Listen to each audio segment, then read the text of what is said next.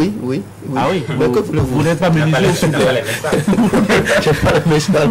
Allez, on y va. André a dit quelque chose de très important. Je voudrais renchérir quand il dit qu'il faut que tous les Béninois aillent se faire enrôler. C'est important.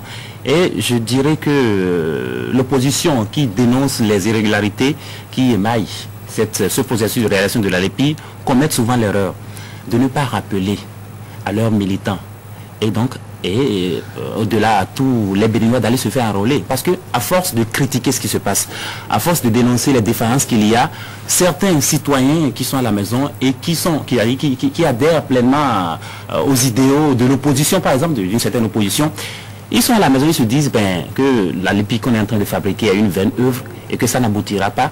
Et ils se permettent de rester à la maison. Et ils se permettent de ne pas aller se faire enrôler. Et là, c'est très dangereux. Je pense que c'est bien de dénoncer ce qui ne va pas. C'est bien que l'Union fait la nation, les jeunes... Voilà, non, mais c'est bien de dénoncer, mais il faut chaque fois préciser et demander aux militants d'aller se faire enrôler parce qu'au-delà des élections, au-delà de ce que cet outil va servir à organiser les élections, c'est un outil de développement. Il faut le préciser. D'accord. Oui. Parce que vous savez, aujourd'hui, on dénonce, mais vous voyez, les leaders de l'opposition, ils se sont tous fait enrôler. Et chaque fois qu'on lance... non mais, écoutez, Adrien Oumedji, il allait se faire enrôler, on a eu les informations. Il crie que ça ne va pas, il va se faire enrôler. Je pense que ce serait mieux qu'il demande chaque fois aux Béninois d'aller se faire enrôler.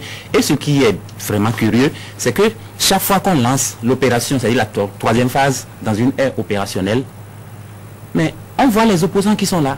Quand on a lancé dans les Oukoulines, on a vu les Dassounou qui étaient là, on a vu tellement de députés qui étaient là.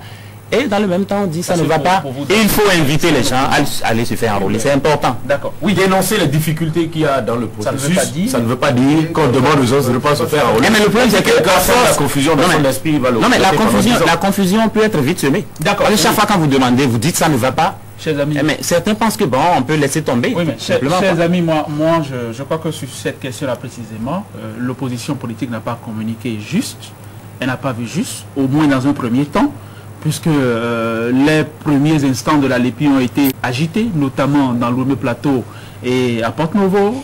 Il y a eu des agents, quand il s'était agi de cartographie censitaire ou de recensement porte-à-porte, des agents qui ont essuyé la colère, les insultes, les colibés des populations. Je pense que ça n'a pas contribué tout à fait à envoyer un message de sérénité, d'enregistrement de tous, parce que c'est exhaustif, d'enregistrement de tous aux populations, aux Béninois. Et puis, je crois que sur une question comme celle-là, l'opposition a des choses à se faire pardonner, puisqu'il y a des gens, j'ai échangé avec quelqu'un qui a dit que lui, depuis, il a jeté sa fiche d'enregistrement porte-à-porte là, il a jeté, il a tout de suite jeté, il pourrait avoir des regrets. Des gens pourraient regretter d'avoir de cette façon-là comporté. Et puis, je vais finir sur la question, toujours l'EPI, pour souligner le gros coup de communication qu'a représenté pour le processus l'enregistrement du général Mathieu Kérékou. Vous avez vu, le superviseur, il avait le sourire large jusqu'aux oreilles.